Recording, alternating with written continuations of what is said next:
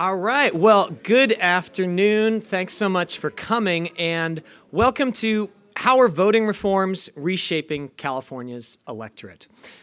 Our state is now at a historic moment of election reform. California is putting into place a series of changes that are transforming how we vote. But the question is, are all of these changes going to transform who votes in California? Because our state has long faced a series of persistent participation gaps, divides in the level of turnout between young and old voters and along racial and ethnic lines.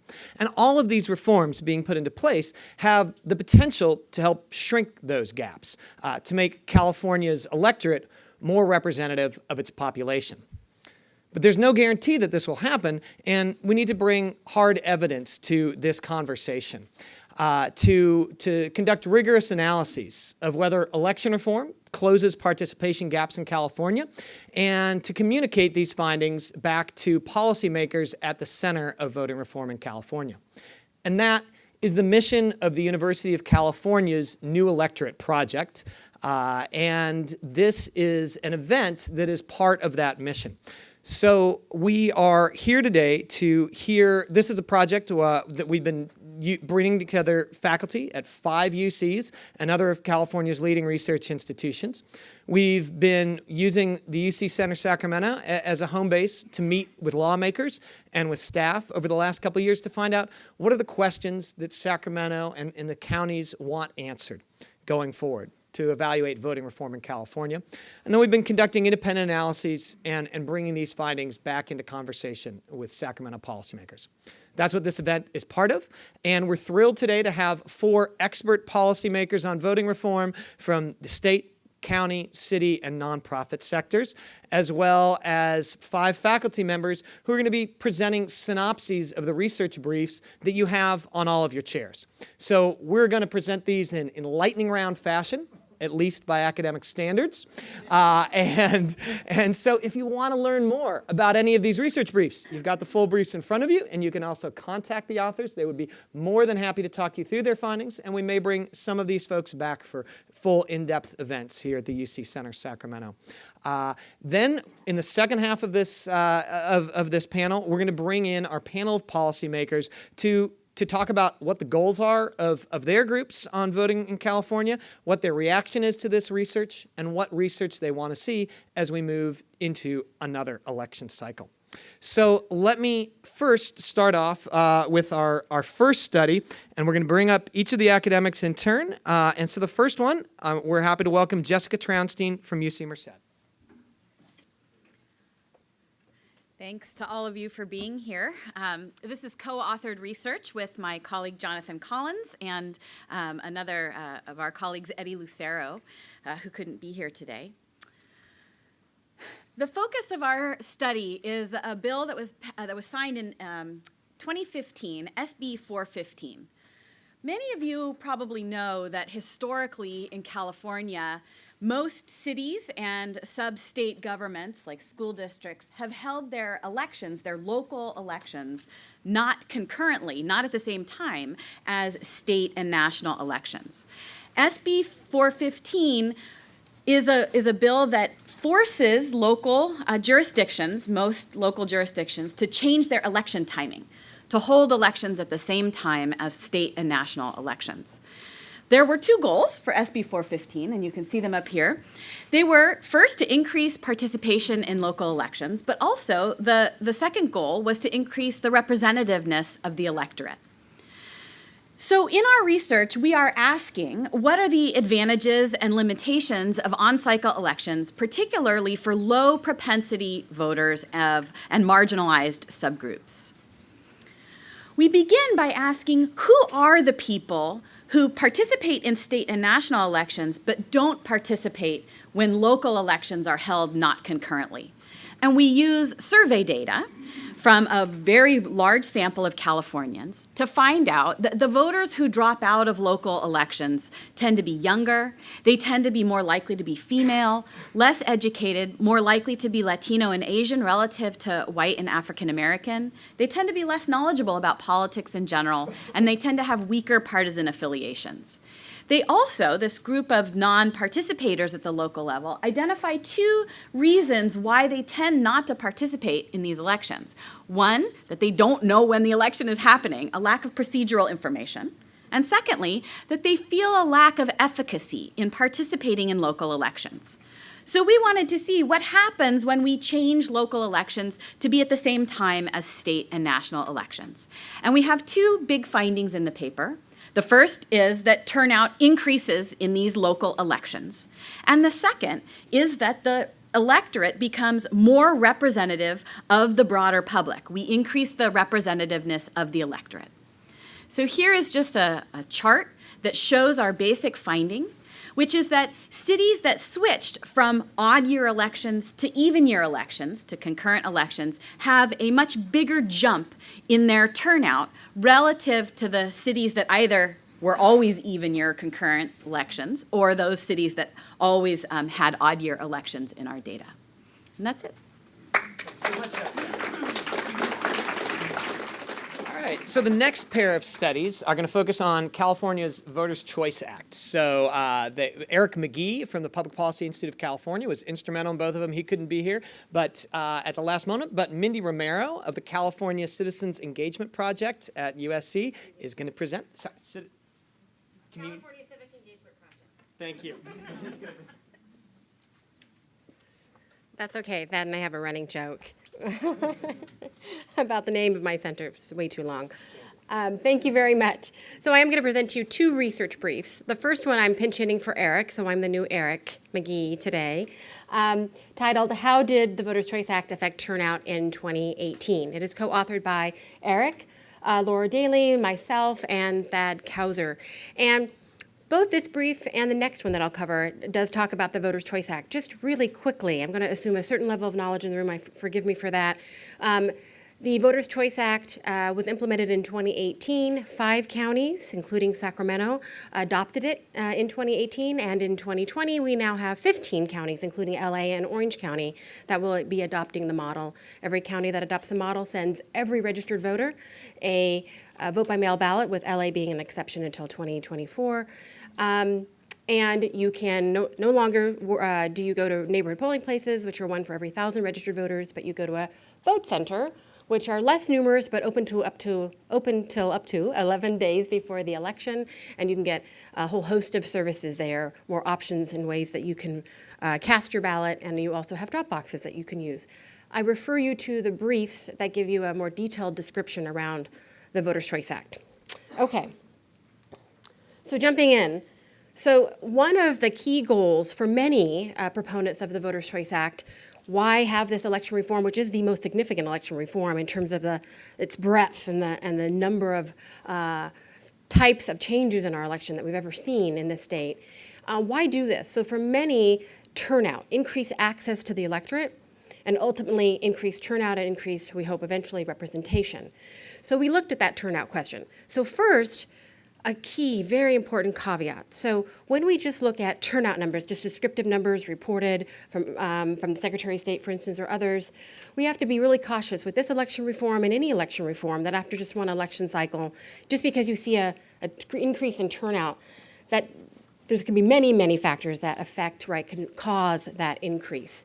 So, for instance, looking at 2018, it was particularly complicated. Not only other new election reforms, but also it was a historically significant year. Both in the primary, we saw the highest turnout for midterm primary since 20 years, 1998, and of course the highest midterm general since 1982, whether you're looking at registered or eligible turnout. So everybody increased. So just looking at an increase in and of itself with VCA counties, right, doesn't necessarily tell you anything.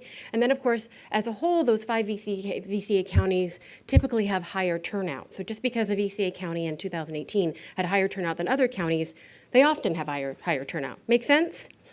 So what we did is we did a descriptive analysis, looking at straightforwardly at those numbers, and then also conducted a statistical analysis, most largely a difference in difference test, being able to control for differences in the electorate. Certainly, we also took into account the turnout histories of those counties going back to 2002 and some degree of competitiveness of the election. Okay. Oh, and there's that one right there, explaining that. All right. So just really quickly, if we look at the top, that's general election. The average increase, and now we're going to talk about increase again, but this is increase over 2014, so most comparable, right, midterm election. If we're looking at general, the average increase across counties that adopted the VCA from 2014 to 2018 was 18 percentage points. The average increase for all other counties was 15 percentage points. So right there you've got 3 percentage points higher in the, again, just descriptively looking at the numbers straight on. For the primary, something similar. Average of counties adopting the VCA was 10.3 percentage points in increase compared to 6.8, right? We did find, after conducting the statistical analysis as well, that those numbers largely held up. The question is just in our level of confidence statistically, right? So young people, so we saw that there was certainly an increase overall for the overall electorate, both descriptively and statistically. Breaking it out for underrepresented groups, young people age 18 to 24, we saw a solid effect. We had pretty good deal of confidence in terms statistically in terms of these effects that we saw. 2% being in the primary, 7 percentage points. These should say percentage points. Percentage points in the general. For Latinos, a little more modest. 2 percentage points in the primary, 3 percentage points in the general. The reason why I say modest is that our degree of confidence is less. Again, one election cycle, only 5 counties. And then Asian American, little effect, really a non-effect at this point because the population sizes for the Asian American population are quite small, as I'm sure many of you know, in the 5 counties that adopted the VCA. So essentially it's inconclusive at this point. But what we did learn from this study, and we're going to continue this work going forward, look at the representation question and look, of course, certainly at 2020. So there's much more to be learned as we increase that data pool, if you will. So again, caution. But what we did learn is that no county clearly, VCA county or as a whole, clearly fell behind. There was no negative effect. But no community clearly caught up either in a really strong way in terms of our level of confidence. Okay, on to the second brief. Here we're looking at the experience of voters in those VCA counties compared to non-VCA counties. So another key set of goals, aside from turnout, is how are voters actually going to, once they access, how are they actually going to find themselves processing, right, the VCA? Will they like it? Will it work for them? Will the methods, the more options that are available to them actually work for them in reality? So we asked 2 research questions. This is from a representative statewide survey that many of us in this study accessed. Survey post-primary, pre-November election in 2018. One question, how did eligible voters experience the VCA in that first election cycle? And then also we asked how satisfied were they with casting their ballot? Again, doing that comparison, VCA as a whole, numbers are too small for the individual counties, but VCA counties as a whole versus non. Okay, there's a lot on this slide, so I'm just going to walk you through it. You've got your brief. One of the findings we think are quite interesting is we looked at the question of distance. So many goals, many expectations, great expectations around the VCA, but of course there's also been, concerns around access. Will voters in a VCA county have to travel longer? Could that potentially be prohibitive to voters, right? Since they won't have they're closer, for most people, a close polling place. So we found voters in VCA counties did travel a greater amount of time to cast their ballots, either whether they voted in person or dropped it off, than voters that were in a non-VCA county. In terms of hearing about the model, we found that well over a third of eligible voters in VCA counties had heard nothing to little of the new voting changes in their county. Now, it doesn't mean that some of these, of course, voted, right, in a VCA, voted in the county itself, but voting under the VCA doesn't mean you're actually necessarily aware that there is a change, right? You could have heard that there was a change. You might have thought it was, for instance, your polling place that just got relocated. Lots of explanations for why somebody can vote under the system but not actually be aware of the system. This suggests to us that greater outreach efforts, probably no surprise after one election cycle, but still important, greater outreach efforts are needed to reach these voters. A majority of eligible California voters, and I emphasize here including non-registered voters, because that was the pools, eligible voters, whether registered or not, in the survey, reported that their preferred way to cast a ballot was by mail, either to drop it off, by mail, or to drop it off at a secure drop box. However, we also asked about how satisfied they are, but also factors that affect the level of satisfaction for voters. And we learned that a majority of California eligible voters also cited voting in person at a traditional polling place or at an elections office as the method of voting that provided them the highest level of confidence. So they have their preference, but also when we specifically talk about confidence, it's doing it in person, voting in person, that provides that level of confidence. And specifically about whether their vote is going to be accurately counted, okay? And lastly, but not lastly, very, very important point, of course, we are talking about the new electorate. We conducted this analysis also by race, ethnicity. Future work will be a more detailed analysis, breaking out also by age and new voters.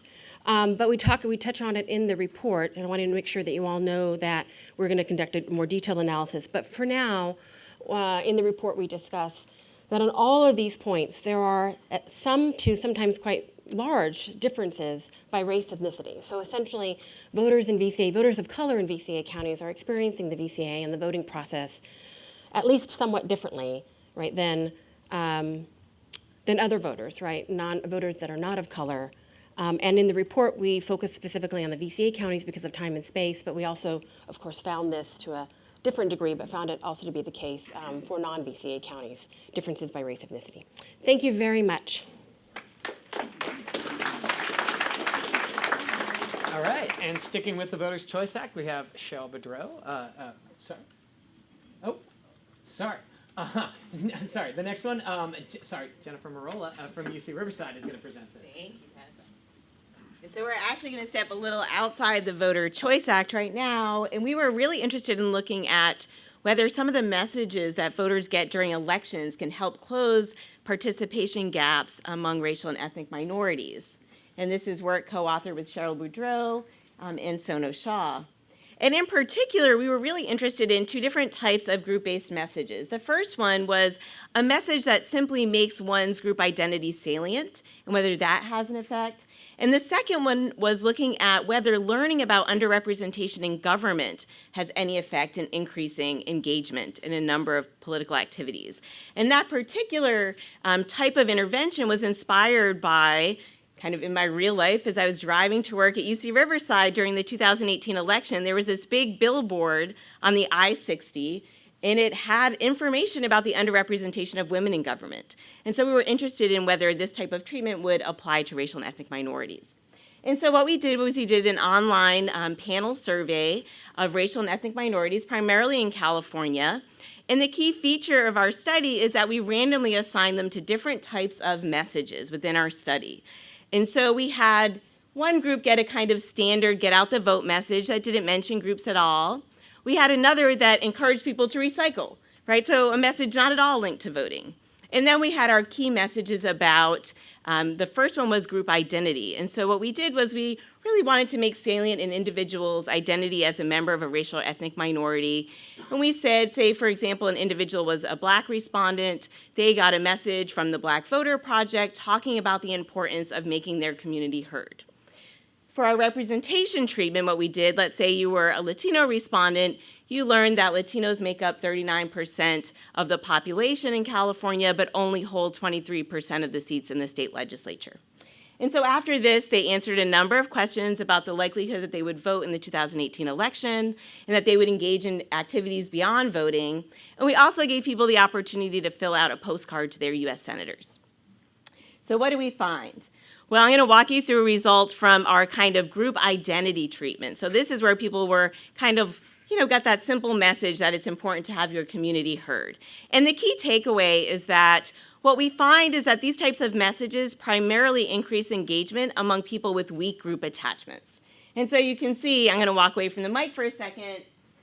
This is when you get that racial ethnic identity prime, it makes people more likely to participate when they have weak group attachments compared to people that get that standard group message.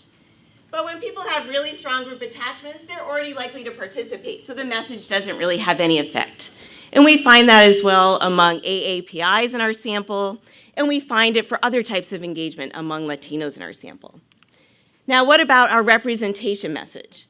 Well, it really didn't have any effect on likely vote, but we do find some effects on other types of engagement. And so when we looked at that, kind of whether people filled out the postcard to their senators, we basically find if you know about levels of representation, it doesn't really have any effect. However, if you're not aware of underrepresentation in government, learning that information actually decreased the likelihood that both Latinos and Asian respondents would fill out that postcard. So it actually had a slightly demobilizing effect. Now, we didn't find that among Blacks in our sample. When they received this message, they were actually more likely to engage in other types of activities beyond voting. So kind of the key takeaway there is that it's really important for groups to kind of test these messages among different segments of the electorate to see what types of effect they have, and maybe not to put a big billboard up, right, on a freeway, because it will have different effects. So thank you. Great. And now we have Cheryl Bedreau of UC Davis.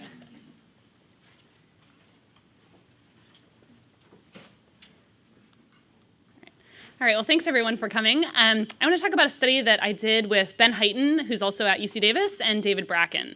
And we were really interested here in what are the effects of vote centers and public perceptions. That is, how do people perceive the VCA, and then how do different kinds of information affect it? So in particular, we're really motivated to answer this question because there have been a lot of information thrown at voters about the Voters' Choice Act and about vote centers in particular. And the question is, how do they feel about vote centers to begin with? And then how do different kinds of information shape their opinions, if at all? And so what we wanted to do to answer this question is we conducted a survey leading up to the 2018 general election. And what we did in the survey was we provided all of our Californians in our sample with a basic description of the Voters' Choice Act, much as Mindy just described it to you all. And then what we did was we randomly assigned people to receive different kinds of information in the survey so that we can isolate the effects that these different kinds of information have on people's perceptions of the Voters' Choice Act. So for example, people in the control group just got a basic description of the VCA. They got a sort of neutral depiction of it, and then they were asked whether they support it or not. In various groups, they got information that was truthful and communicated in the real world to see how this would affect their opinions. So for example, people in our party cues treatment group get information about the political party's position on the Voter Choice Act. So they're told that virtually all Democrats in the state legislature supported the VCA, whereas virtually all Republicans opposed it. Okay, and then they were asked to express their opinions. Respondents in other groups, instead of getting the party cues, were given information, the arguments that were actually communicated in real-world environments. So in our pro-argument treatment, they're given arguments in support of the Voters' Choice Act. So they're told that this is going to be much more convenient for them, this is going to save the state millions of dollars in the costs of conducting elections. However, respondents in that con-argument treatment group are given arguments against the Voters' Choice Act. And again, these are arguments that we've seen circulated in the real world. So in particular, in our treatment group, respondents were told that, hey, you know, the VCA is going to sort of eliminate your neighborhood polling place, and that it's going to potentially make voting more inconvenient because there might be long lines and kind of this bureaucratic feel to these larger vote centers. And then finally, we were interested in the effects of these arguments and what effects they had when they're communicated in a partisan environment, that is, alongside people's party's positions. And so in this condition, respondents were told their party's position, and they were given the argument against their party's position. And then we asked them to express their views on the Voters' Choice Act. So I'm just going to show you one result from our study for one of our outcomes of interest. So this is just overall levels of support for the Voters' Choice Act. And we have our results here broken down by Democrats and Republicans. So the black dots are Democrats and the clear dots are Republicans. And we're looking here at just overall support for the Voters' Choice Act. And I think the first thing to note about these results is that support is overwhelmingly high for the Voters' Choice Act among both Democrats and Republicans and in each one of our groups. So here's the 50% line right here. And you can see that everybody is above, right? Everybody is on the positive side of the Voters' Choice Act, which I think is an important finding. Then when we start to look at how different kinds of information affect support for the Voters' Choice Act, I think we have some interesting results. The first one being that when you give people the party's positions on the Voter Choice Act, so which party in the legislature supported it, we see a real polarization of the opinions of Democrats and Republicans. So Democrats all of a sudden like it more when they found out that their party supported it, and Republicans like it less. Interestingly, the pro-argument here, if you can look at the effects on Democrats relative to the control and Republicans relative to the control, the pro-arguments didn't resonate much with voters. Now, some of this might be that support's already pretty high, and so maybe another reason to like it didn't have much of an effect.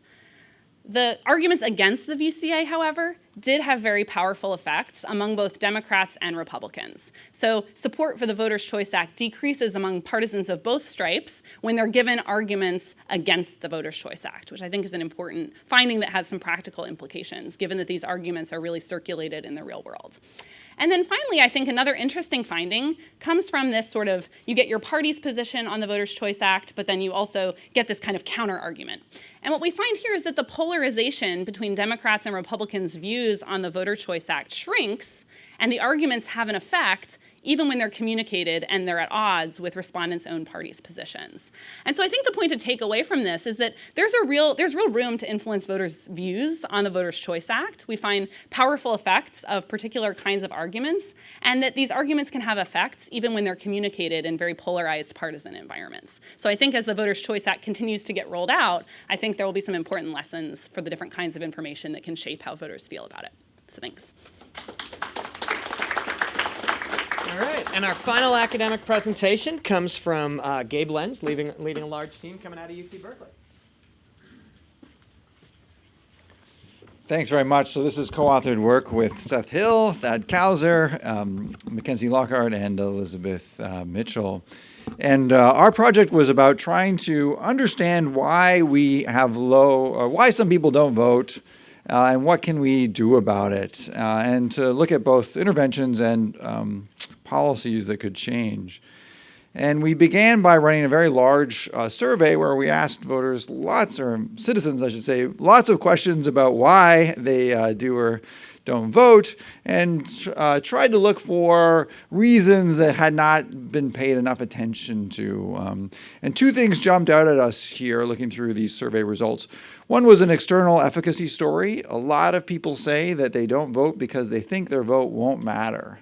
And they think their vote won't matter for all kinds of reasons, some of which will seem very bizarre to members of people of the audience. For instance, that many people seem to believe the two parties are the same, so it doesn't matter which party we elect.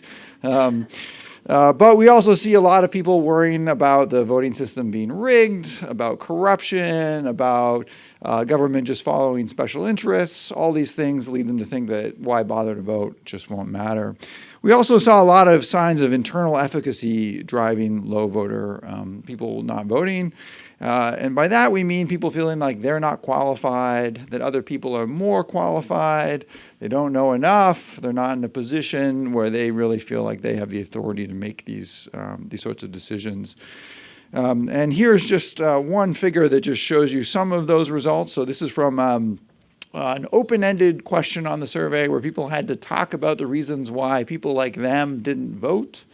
And two of the ones that sort of jump out at us from these sort of open-ended responses are, don't want to vote because their vote won't count, and just don't know enough. And both of those tend to show up more among the people who actually didn't vote, according to the survey. We've designed a whole bunch of interventions to try to address these concerns and sent letters to people trying to change their internal or external efficacy, and we're still doing the analysis on those experiments now. Thanks very much. Thanks very much.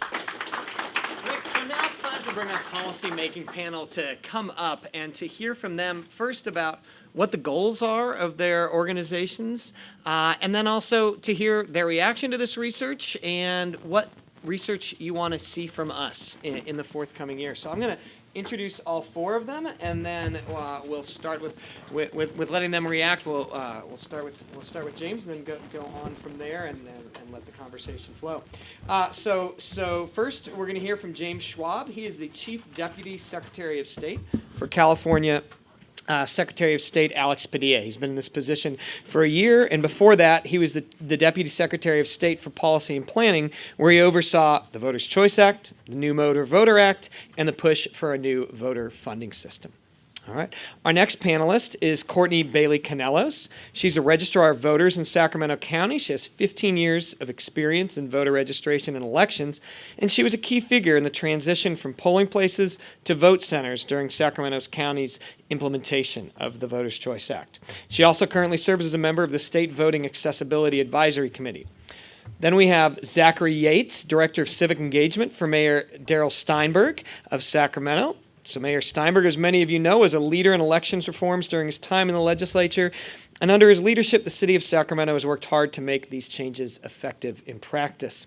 And then at the end of the panel, we are thrilled to be joined by Astrid Ochoa, the Executive Director of Future of California Elections. She helped launch this vital group, an innovative cross-sector collaboration to modernize California's elections, built the organization from the ground up. She also serves as a co-chair of the State Language Accessibility Advisory Committee and as a member of the Secretary of State's Voters' Choice Task Force. So please welcome these great panelists. And James, why don't you begin? Great, thank you. I will say really quickly, although it might not look like it, the group of folks across the state, election officials, advocates, working on election administration are much more diverse than what this panel might look like today. So I want to emphasize that it's a diverse group of folks working to make sure California's elections are accessible and user-friendly. So I'll start off with Secretary of State's office. Our goal and our mission, and we actually put it into statute a couple years ago, is to increase voter registration and increase turnout, regardless of party, across the state. That is our goal, our mission, and that's what we've been working for since 2015 when we came into office. So I kind of want to give a little bit of context about what we're talking about today, kind of the bigger picture of what we're looking at. Because while we're here to talk about research that's coming out today or it's already out, the reason we're here is because of past research. Around probably 11 years ago now, a partnership between MIT and Pew Charitable Trust created an election performance index, which is one of the first of its kind ways to compare state election performance, looking at 14 different factors: turnout, registration, different laws that make it easier for folks to register and vote. And it came out in 2008, 2010, 2012, 2014. And among all those years, California ranked near the bottom, if not at the bottom, in many of the factors. So for the secretary, who comes from North Los Angeles, who became elected and got interested in politics to increase representation for his community, this meant a lot. Right? California, we're supposed to be a progressive state, forward-thinking state, the most diverse state in the nation. Why aren't we doing better by our voters? So at the same time, other folks are thinking the same thing. The future of California elections, which Astrid will talk about, was coming together. President Obama put together a commission on election administration. Different states were experimenting with new models and laws to figure out what do we do to crack this voter turnout, voter registration problem. And it came to all head here in California.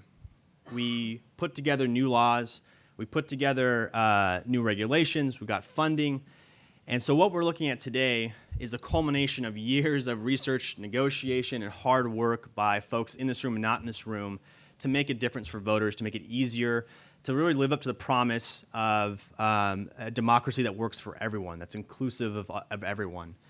And the research you're seeing today is really what happened in 2018. So 2018, I look at that as an experimental year. A lot of new laws came onto the books, like the Voters' Choice Act.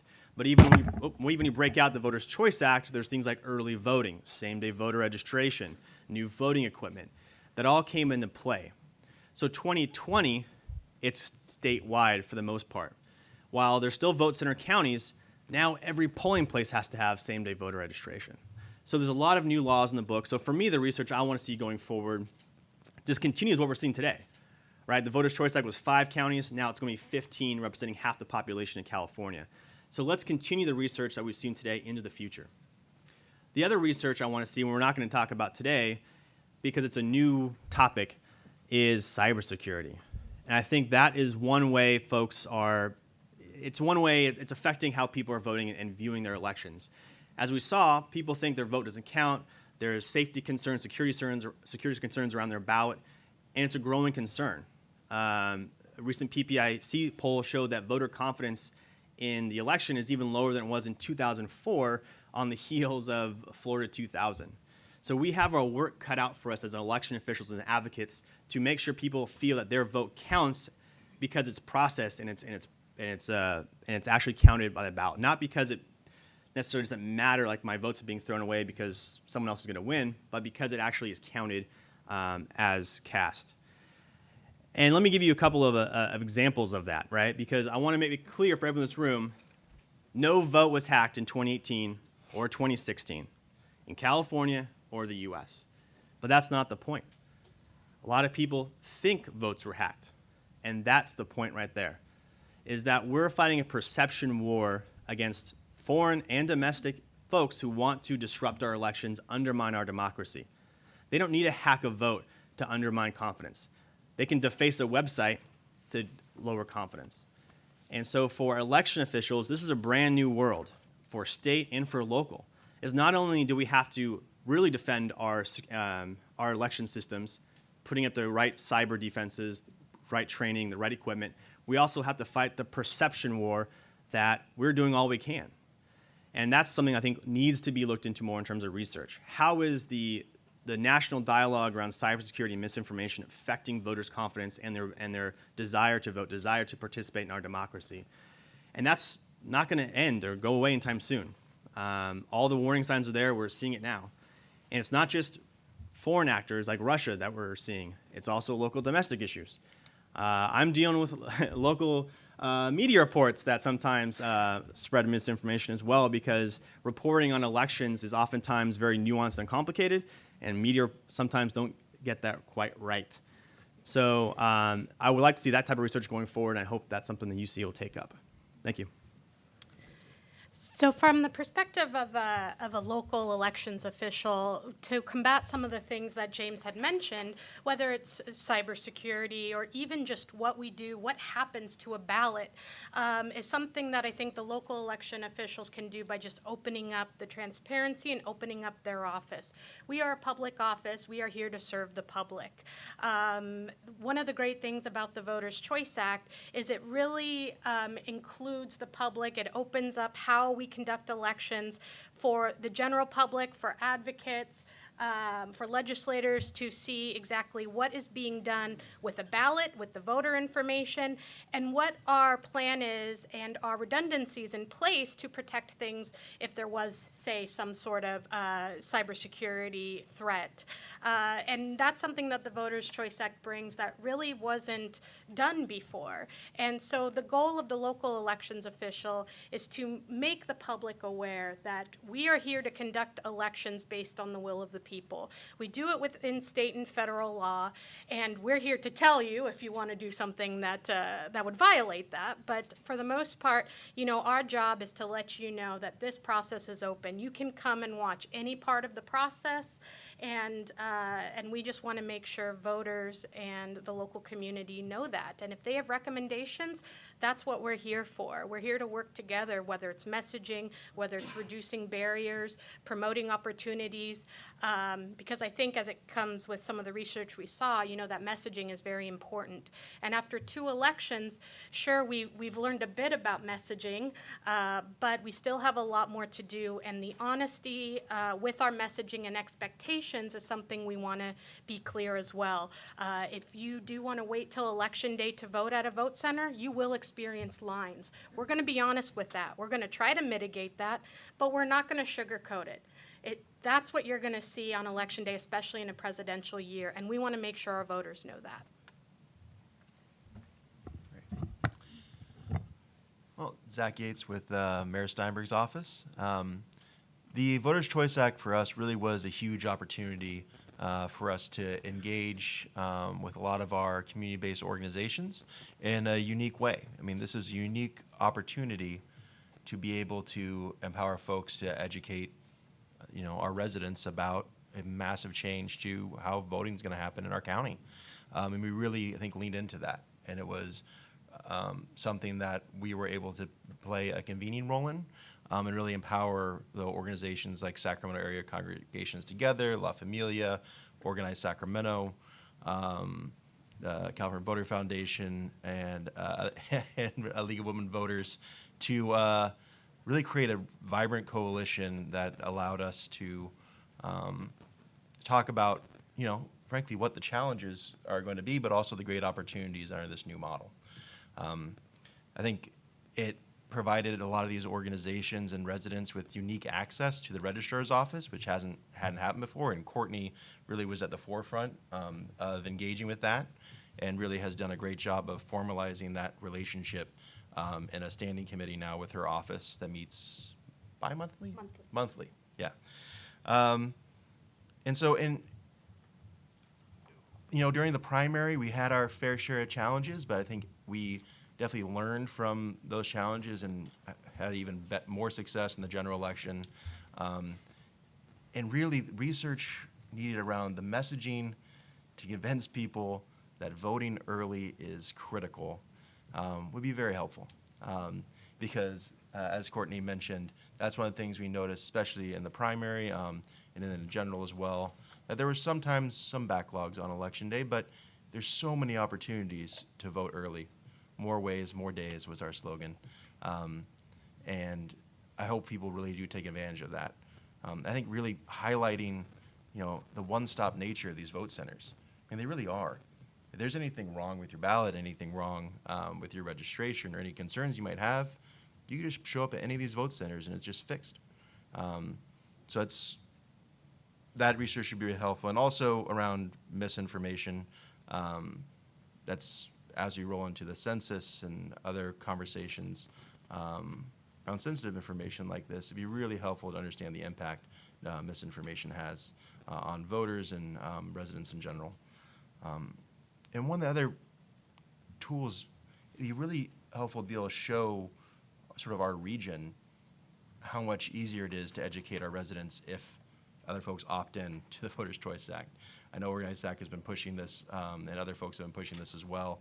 But we're in a large media market here. And if only one or two counties is opting in, it makes the messaging around it very confusing. So it'd be great to be able to see if an entire region moves in, what the education impact is there, and how we can be more effective in rolling this out. Hi, good afternoon. My name is Astrid Ochoa, Future of California Elections, and my organization was founded in late 2011. Even though I'm here representing the organization, we are much larger, and I cannot take credit for the success that we had. It's because we have a very unique cross-sector collaboration model, and the vision for Future of California Elections was to bring together election administrators and reform advocates, civil rights groups, civic engagement organizations. And the unifying factor was we all care about voter engagement. We all care about the strength of our election and our democracy. And so how do we come together to move that needle forward? And we focus just on election administration. If you look at the administration of elections as customer service, which it is, and you start seeing that there are certain groups not voting, you have to ask the question, why does that happen? And so for me, that's always a question when I look at research, is to answer that question. Looking at who's voting, who's not voting, and then parceling out within that to understand how reforms are having those true intended impacts. And so Future of California Elections came together to puzzle through. We did not have answers, but we came together to puzzle through. And my organization does not take positions on bills, but we created a space for policy dialogue. And we were able to have conversations. At the table were election officials who had been sued by some of the folks that were at the table with them. So it was kind of a scary start, but coming together around that commitment to strengthen California's election made all the difference. And now we focused not just on making sure that those reforms were passed as a network, but also looking at how those reforms are being implemented. So my organization has shifted now in really focusing on the Voters' Choice Act and supporting communities implementing the new reform as well as others. And again, looking at it from a question of customer service, there are many reasons why a voter votes. Election administration is just one aspect of it. So I will say that we are very narrowly focused on that and making sure that all voters have equal access to the ballot box, and not starting with the question after the fact, but at the beginning. So as policy conversations start, making sure that policies being developed look at the full spectrum of voters in California. That includes limited English proficient voters, that includes voters with disabilities, low-income voters. So not asking the question after, but starting with policy conversations that lead with that. And so again, for me, the research that I always want to look at is who is voting. And parceling out within these demographics. So it isn't just results or recommendations or findings to speak about all voters, but really how are these reforms impacting these separate groups. I also appreciate when research acknowledges the limitations of study groups or surveys. I think that it's really important to know that research is hard. It's hard to get people to respond. And so putting those limitations up front is critical, because policymakers do look at the research, and when statements are made that this is what was found and the sample study is 5 people, then that is sometimes lost. So putting that up front is incredibly important. And then also continuing for me selfishly, again, future California elections right now is focusing on how these reforms are being implemented. So we have had a lot of reforms, but how did voters hear about them? The goal of a reform is always to move the needle forward, to increase that participation. Again, our mission is to modernize elections and expand participation. But how do voters learn about the reforms? If you just turn up at the ballot box, how are you going to know that you can register to vote on the same day? How are you going to know that you can take advantage of these policies that are intended to benefit each voter? So that is a research question I would love to learn more about. And then, again, looking at the role of the nonprofit sector in helping to implement those reforms. There's been research, and I thank Mindy for really leading with this, and her group of researchers around the Voters' Choice Act and the role that our network had in supporting that implementation.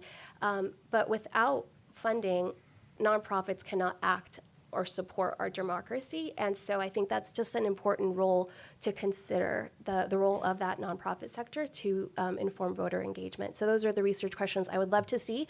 Yes, they are selfish, they serve my network, but I thank you for the invitation and for putting my wish list out there. Thank you so much.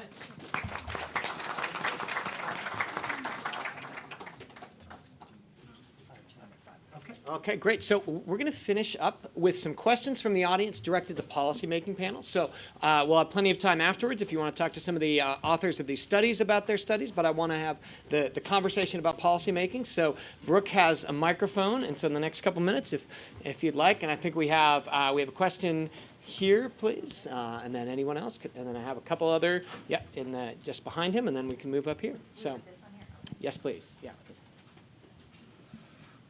Jeff Tartagia, as a public advocate and many, should we say, coalitions, a long way to come from a few years ago, and I direct this at Courtney right now. But one of the things, I'm also is the ambassador for the census. ICE is having an impact for the Latino community. How for voter registration? And the second question I have for you is related to going from a policy of voting to voting centers, which means for Sacramento County, you went from 500 polling places to less than 100 locations. How has that impacted? Okay, so I think for the first part of the question, it's a great question, and I'm not really sure of the answer, and I think some of this research has started it. Something that I can say for sure is we can see what happens in the media directly affects the number of phone calls we receive from folks who speak a different language other than English, and also our bilingual poll worker recruitment. In 2016, we had a record number of people that dropped from actually working at a polling place at that time because they were afraid of folks that were going to either be angry with them or that they were going to get singled out. In addition, in 2018, we actually had representatives of the Department of Justice come out to make sure that we were being compliant with our bilingual staffing. But because they singled out our bilingual staffers, we had a few people quit because of that too, and it made them very uncomfortable. I think we worked that out with them so to approach it a little bit differently next time. But so we definitely see that correlation, but I think the studies will help to inform more on actual voter behavior for that. Assuming too that it's hard when it's whether we're looking at last name analysis, birthplace analysis, the language flags that they would put on themselves, or if they choose to fill in their ethnicity. So, sometimes when that data is not complete, it's difficult. And I'm sorry, could you repeat? Oh, for the second question, that was in regards from going to 550 polling places down to what we had was 78 vote centers. And I think that was very challenging. That's when it comes to the messaging, where we had folks even at, and I see Noel here, but at Sac State, I had a woman come after me. She didn't come after me. She saw me afterwards when she finished voting at 10 o'clock at night and said, "I can't believe you made me wait in line with these folks all day," and it was at that point where I said, wow, even though we sent those direct mailings, we had information in our voter information guide, the coalition did a lot of work, it still didn't reach everyone. And so that is something that we've been working on to make sure that folks know that, yes, there are less locations, but there are more days, more opportunities. And also, we learned that people really love that I voted sticker. So we are including that in our vote by mail packet this time, because if we can give them everything they need, including now that there's prepaid postage, they'll mail it back or they can drop it off, but they get that sticker, and we're going to, it'll be interesting to see if that reduces some of the congestion at the vote centers. Excellent. So maybe we can conduct a sticker study. So I hear a lot of hands up, but we want to respect everyone else's timing. So we're going to close now, and then we can follow up individually to answer some of these questions. So I wanted to thank our excellent panelists. Please give them one last round of applause. All our professors who came up, and thank you for coming up, and especially thank the excellent staff at the UC Center Sacramento who've done such a great job. Thanks for coming.